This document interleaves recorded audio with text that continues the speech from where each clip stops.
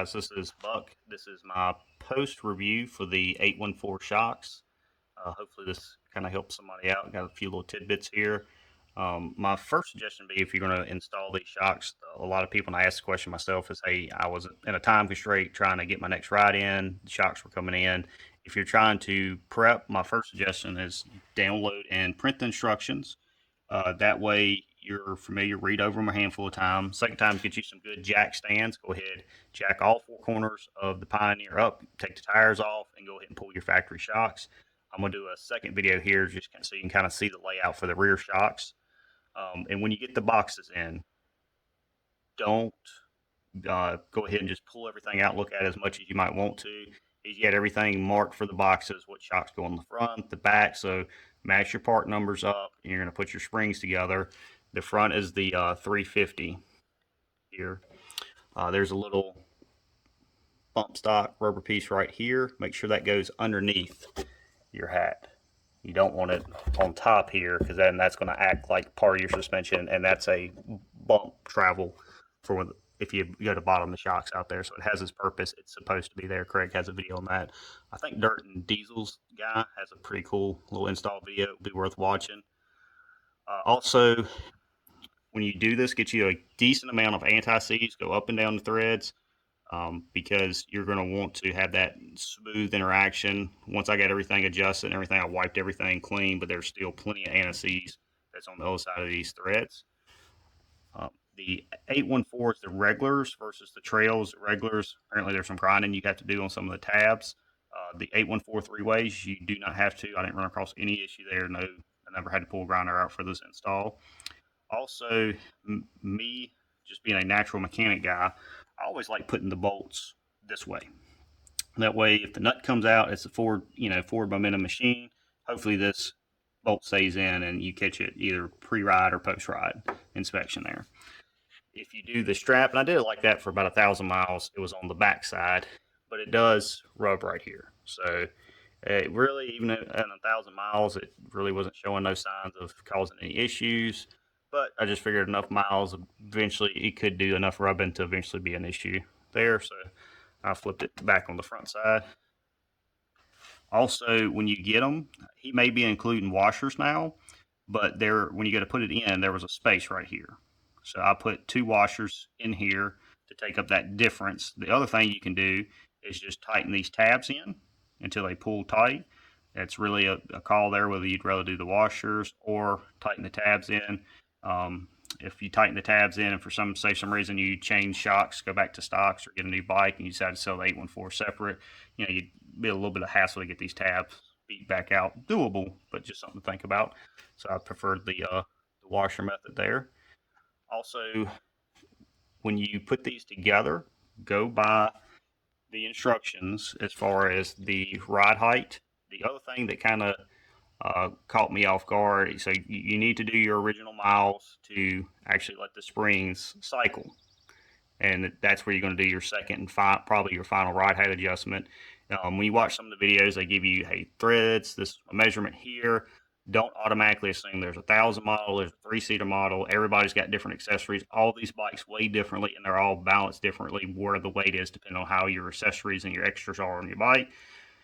So when you see one's may be here, mine may be there, don't get in a tissy fit if yours is coming up different than somebody else's. Everybody's bike weighs different, different A-arms, a whole bunch of different accessories that could be a factor in that. The other thing that threw me for a loop is I figured this side and that side would be symmetrical, probably pretty close weight, but I actually had it was a noticeable difference in how much spacing I had left to right. Reached out to Craig. I think it was about a half an inch difference, and he said, nope, that, as long as you've got your ride height from here to here, as long as that measurement's correct, you can have differences left to right in the front. That's not nothing to be concerned about. But I thought it would kind of come out to be identical, but it wasn't with the way my bike was set up. Put a decent amount of miles, rechecked it after I did that first ride height check and cycled the springs good. Didn't really have to adjust it the second time, so really been happy with them. Also, with these little caps right here, you notice there's a little Allen head that's in here. If you can't turn it, this is not a force it to turn. So if you notice, where you're at and you should have another rebound click or compression adjustment. If you need to, take a little Allen, pull this out, take some little WD-40 in there. Sometimes, like, again, these are UTV, so we take them through creeks and dirt and dust, get up in there. And if they go to seize up, pull these caps or spray some stuff back in there, compress air. Don't go forcing the caps if they're not going naturally. It don't take a lot to, you can see right there. I mean, that's not much effort to get it to turn, and that's how it should be. And I'm gonna do a rear video as well, so that's gonna be on the second part here. But just so you can kind of see how everything is laid out. Oh, also when you go to adjust for the ride height the second time, so your first one, you put everything together, ride it around. That one is going to be a little bit tricky to kind of get the adjustment right, and don't get flustered with it. Have playing you a little bit of time to get your adjustments and get them right, because what I would notice, I could adjust my front driver's side, and it can literally, you can change all three others in the process, because again, as you pick this up, you're changing load differently on each of the other three corners. So my suggestion there is do baby steps, go back and readjust. Just because your right rear was sitting perfect and you go through and readjust everything, well, by the time you adjust everything else, that right rear may need to be adjusted again. So it's kind of like just chasing it around the car, and eventually you get everything balanced out perfect, and it'll come together. But don't get too flustered. It does take a few to go around and get those adjustments. But once you get them, it's right. This is an amazing riding shock. I've really been impressed with it. Actually, wish I'd have got it a couple thousand miles before I did. But all right, hang tight for the second half. Oh, something else while we're still here on the front. It's kind of hard to tell, but there is a kind of like a little shim right here between this where it threads and then the spring itself. Don't forget to put that in. That is important to install. Also, when you're doing the adjustment for your ride height, the proper way to do that is you're going to take the spanner wrench. This is going to loosen, and then that's going to allow you to turn this. So that's what's going to add your compression or take it away. Don't try to just grab this one and turn it. I know most people know that, but if you've never played with spanner wrenches or spring adjustments, that might be a kind of a new concept. So this is basically what locks this into place. So when you take your spanners, you're going to hold this and then tighten that into it. That's what locks these two together.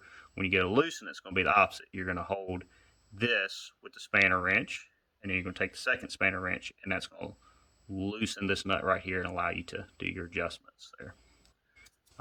Just in case I got some newbies, I'm going to get kind of a close up of that. But the spacing is pretty simple on that. Of course, the spacer right here goes between this and your limited strap. You do have to have limited straps, because you can tell right here this is taut, so that's got quite a bit of tension, and that's what saves your axles from too much droop.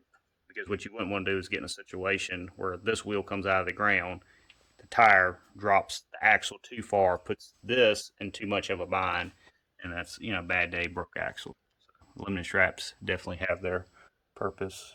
Get a little close up here.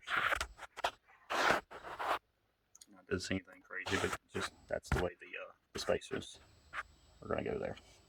All right, so this is the back of the Pioneer, so you can kind of see the layout.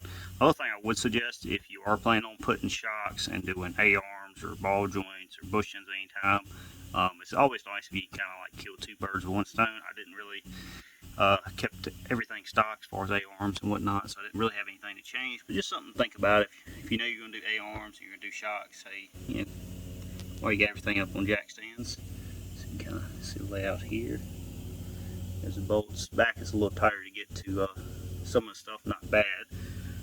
Now the thing to keep in mind is when you go to do your adjustments, your ride height adjustments after the springs have cycled through, the easiest thing to do is just go ahead and have your impact in the right size and a wrench, and just go ahead and pop this loose to do the adjustments here, because trying to get the spanner wrenches in there are about impossible with that strap being right there in your way.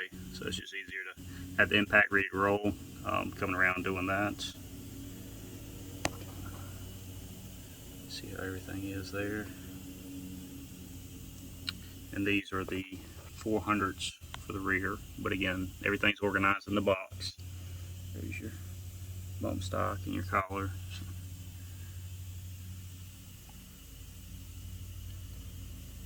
But yeah, if y'all have any questions or anything, I think between Craig showing the video of how they're installed and actually seeing everything installed on the bike, that should help some people out if you're trying to get a reference on how to do everything. Everything's pretty much common size bolts, and there's no grinding or modifications, anything, just the adjustments and putting your limiter straps. Other than that, pretty much just change your shocks. Again, if y'all have any questions or anything, just leave a comment and I'll answer them as I can.